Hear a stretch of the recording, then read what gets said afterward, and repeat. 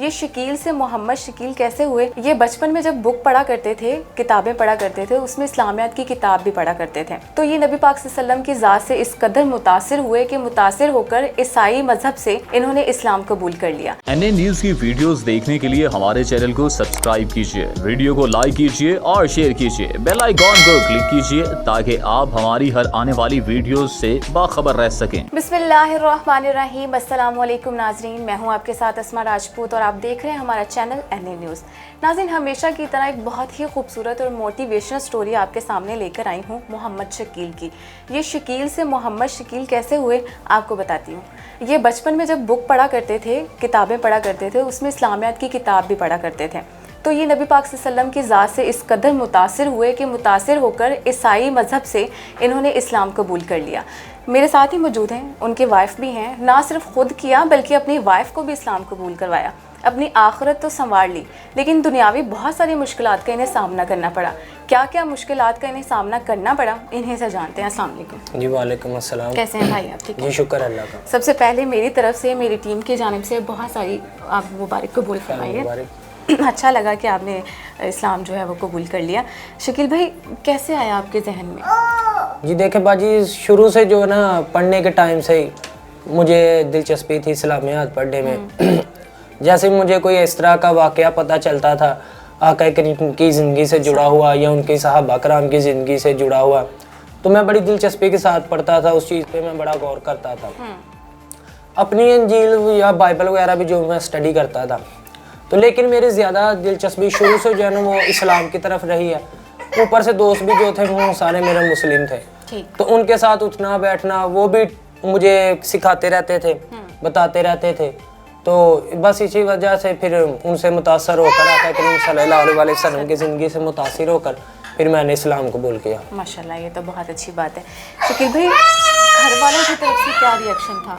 क्या कहा उन्होंने जब आपने बताया कि मैंने इस्लाम जो है वो कबूल कर लिया है? तो क्या कहना था उनका?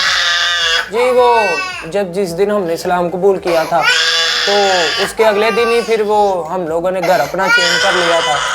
तो उस दिन से लेके आज तक जो है ना हम अलहदे रह रहे हैं। घर वाले जो थे वो नहीं थे बुलाते, अभी भी नहीं बुलाते।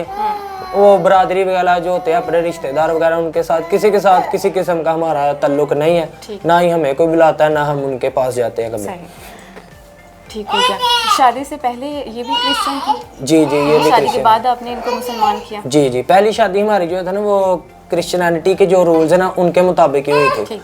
तो उसके बाद फिर हमारी शादी को 1 साल हुआ था। तो फिर उसके बाद हम दोनों ने शादी से पहले इस्लाम कबूल कर चुके थे? नहीं, हमने शादी के बाद इस्लाम कबूल किया था। दोनों मियाँ बीवी ने इकट्ठे ही कबूल किया था। सही जी। तो उनकी फैमिली भी उनके साथ है अभी या नहीं? क्या दोनों की फैमिली छोड़ के चली गई? जी, दोनों ने छोड़ दिया। जी। तो शकील भाई, इस तरह से तो बहुत सारी मुश्किलात का सामना करना पड़ता होगा आपको ना, कि घर वालों की सपोर्ट नहीं है, फिर फैमिली ने भी छोड़ दिया, यकीनन जायदाद से भी आग कर दिया होगा। जी। तो कैसे गुजारा करें आप? बस अल्लाह ताला की ज़ात है गुजारा करने वाली। तो बाकी जो है कि मुश्किलात आई हैं, अभी भी हैं मुश्किलात हैं, लेकिन मुश्किलात से हारे नहीं हैं हम अपने क्या कहते हैं, हम उस अकीदे पे कायम है, हम इस्लाम पे कायम और दायम हैं। और इंशाल्लाह जब तक हमारी ज़िंदगी है, हम दोनों मियाँ बीवी की या हमारे आने वाले बच्चों की, तो इंशाल्लाह हमारा जो ख़ात्मा वो इस्लाम पे ही होगा इंशाल्लाह। ये बहुत बड़ी बात है और बहुत अच्छी बात है। नाज़रीन, ये हकीकत है कि जब आप अल्लाह ताला आपको सीधे रास्ते पर लेके आते हैं, तब आपको दुनिया की कोई फ़िक्र नहीं होती कि फ़लाँ मुझे छोड़ देगा, मेरे पास काम नहीं है या मेरे पास जायदाद नहीं है, सपोर्ट नहीं है किसी चीज़ की। बस फिर आपको अल्लाह ही अल्लाह याद रहता है। शकील भाई, मुझे ये बताइए कि फैमिली चाहते हैं मिलना, उनसे मिलते तो नहीं है वो आपसे, आप मिलना चाहते हैं उनसे?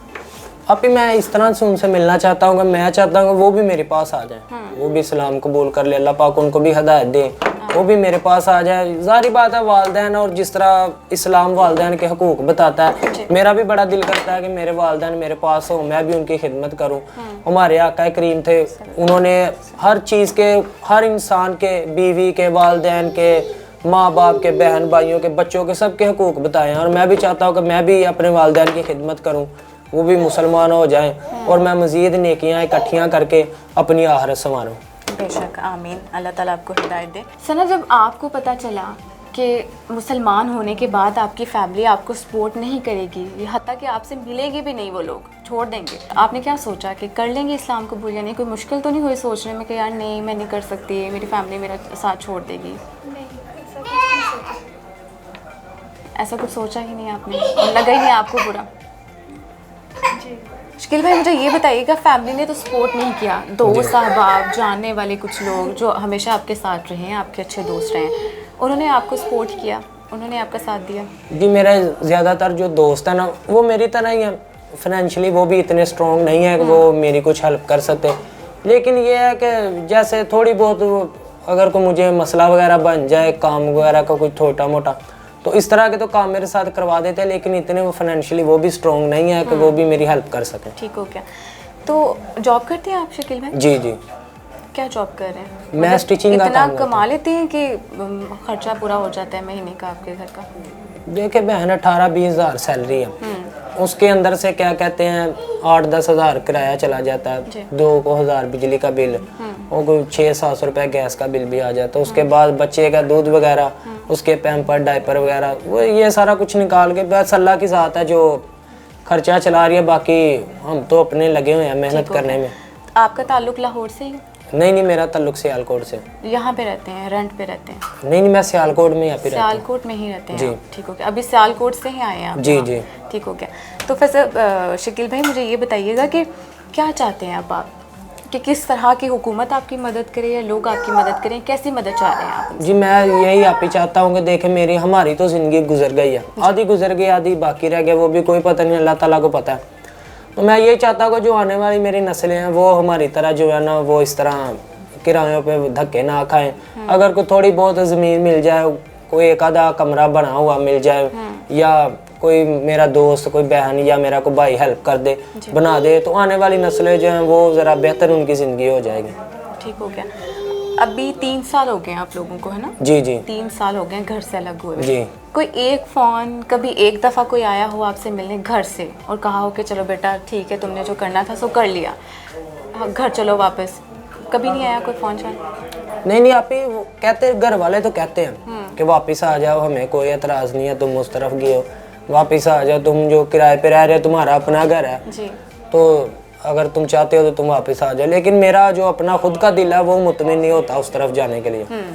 तो मतलब आप चाहते हैं कि अगर आप उस फैमिली के साथ रहें तो मुसलमान फैमिली, जी जी, मुसलमान हो जाएं वो, तो फिर आप उनके साथ जी रहेंगे। जी। बड़ी बात है, बहुत अच्छी बात है और हैरत की बात है कि मतलब फैमिली खुद चाह रही है कि आप वापस आ जाएं और आप जैसे पहले रह रहे थे, अब मुसलमान हो गए, खैर है, हमें फ़र्क नहीं पड़ता, तो आप रह सकते हैं, लेकिन वो खुद चाहते हैं कि ज़ाहिर है उनका रहन सहन, उनकी इबादत सब मुख्तलिफ हैं और आप शायद अब गुजारा नहीं कर पाएंगे उनके जी साथ। जी। शकील भाई, अभी मुसलमान होने के बाद आपने कलमे वगैरह याद किए, नमाज याद की, या पहले से ही आप कर चुके थे? नहीं, आप ही मुझे स्कूल टाइम से जो है ना कलमे नमाज पहले से ही आती थी मुझे, तो मैंने बस मुसलमान होने के बाद नमाज पढ़ने का तरीका सीखा, वज़ू करने का तरीका सीखा। ठीक। तो अभी कुरान पाक पढ़ना भी इंशाल्लाह सीख रहे हैं हम, माशाल्लाह। तो वो भी अल्लाह ताला की ज़ात पे यकीन है कि वो भी बहुत जल्द हम कंप्लीट कर लेंगे इंशाल्लाह।